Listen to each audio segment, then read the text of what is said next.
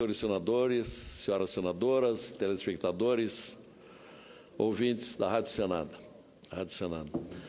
Presidente, a nossa capital federal está se transformando não num vale de lágrimas, mas num planalto de lamúrias, de lágrimas, tanto quanto esta tribuna. Há poucos instantes tínhamos aqui o senador Eduardo Amorim descrevendo a calamitosa situação que vive seu estado de Sergipe, inclusive as portas do parcelamento dos salários dos funcionários públicos, o que já ocorre no meu estado. Temos as informações que Goiás, Paraná também vivem situações críticas, mas nenhuma delas quanto a que vive o meu estado do Rio Grande do Sul. Situação dramática, jamais vivida, e informar o que lá está se passando é repisar o lugar comum, porque o país inteiro já sabe pelos noticiários e sabe também pelos pronunciamentos que têm sido feitos aqui desta tribuna.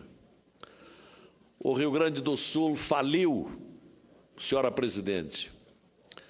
Não tem recursos para pagar funcionários, não tem recursos para repassar às prefeituras, alguns hospitais estão fechando, a criminalidade aumenta, porque parte da polícia do Rio Grande do Sul está em greve, só registram ocorrências graves, os jornais registrando que dobrou o número de roubos de automóveis na capital e na região metropolitana de Porto Alegre. Até bem pouco tempo, a média de roubo de automóveis era de 25 por dia, está agora em 42 roubos de automóvel.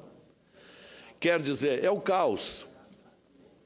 Se isso não bastasse, ontem, ao fim da tarde, o governo gaúcho foi comunicado do bloqueio da parcela que já estava disponível ao Rio Grande do Sul para atualizar salários dos funcionários, e esses 60 milhões de reais foram sequestrados, enquanto que mais 203 milhões estão por serem sequestrados na medida que forem entrando no caixa do Rio Grande do Sul, porque é a dívida que o meu estado tem pelo acordo de 98, onde a prestação é de 13%, e o normal é uma prestação mensal de 263 milhões por mês.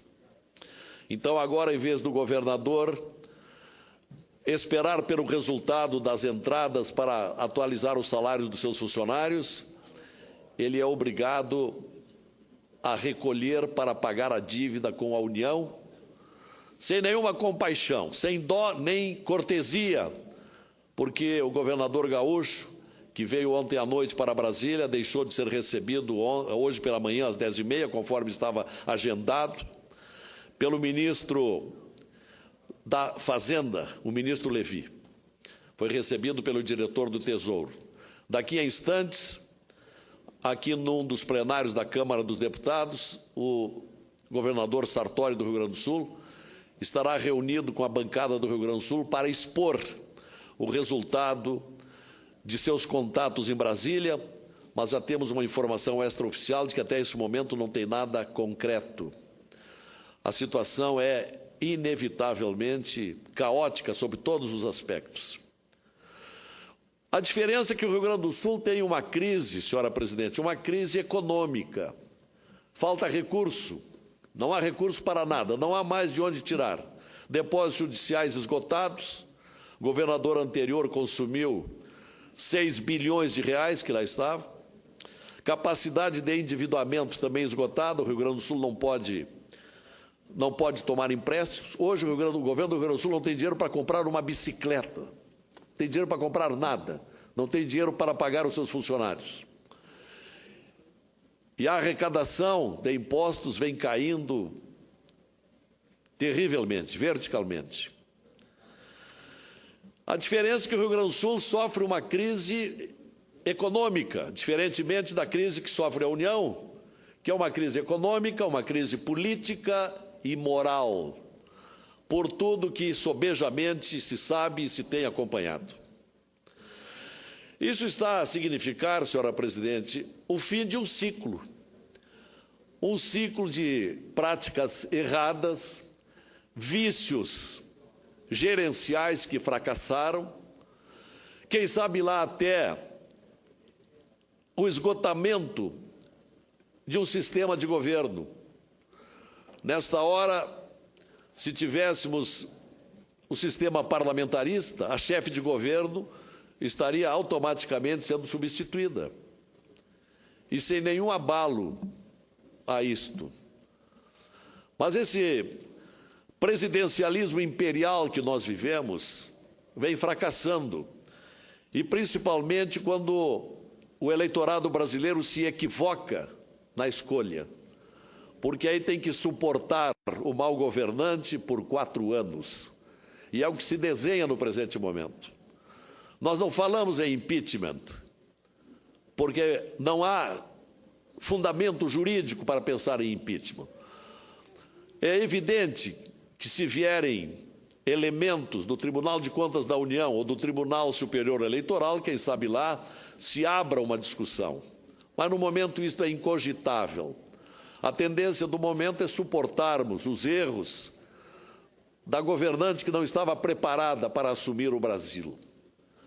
E nesta confusão que vive, cercada de adversidades, do seu próprio partido que está dividido, dos conflitos entre os presidentes das casas do Congresso, pelas manifestações da opinião pública que se preparam para a maior passeata da história do país em todos os tempos no próximo domingo. Então, crise pouca é bobagem, senhora presidente. Agora, como é que nós vamos sair disso? É hora de pensarmos profundamente na reforma política que não estamos sendo capazes de fazer. Estou integrando a Comissão de Reforma Política e estou frustrado, porque nós não passamos até agora de uma cosmética reforma eleitoral. Os grandes fundamentos políticos precisam ser discutidos. O nosso sistema, o pacto federativo, que não existe, não passa de uma ficção.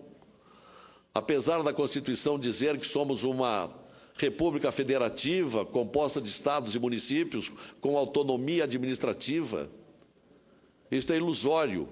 Não há autonomia administrativa, porque não há recursos. É preciso rever uma outra distribuição de recursos, que impeça o esbanjamento, o desperdício de recursos e as falhas de fiscalização nas estatais que vem causando as maiores corrupções e desvios do país. Então, os erros são incontáveis. Por isto, por todo este caos que nós estamos vivendo, não apenas no meu estado, mas onde a crise se alastra agora para os demais pelos comunicados que estamos tomando conhecimento. Que isto sirva, finalmente, para uma profunda reflexão. E nós que temos enormes responsabilidades com aqueles que nos mandaram para cá, para o Congresso Nacional, nós saibamos, e sem perda de tempo, alterar os costumes, as práticas que nós estamos vivendo neste país. Nós precisamos, senhora presidente Lídice, de uma guinada na vida administrativa do país. Ontem, aqui o senador Renan desfiou uma série de medidas que ele está a fim de pôr em execução. É o que nós esperamos, que não fique apenas no discurso. Poderá ser um começo de mudança dos hábitos políticos. Mas a verdade é que não há mais tempo a perder. O Brasil precisa mudar. Obrigado.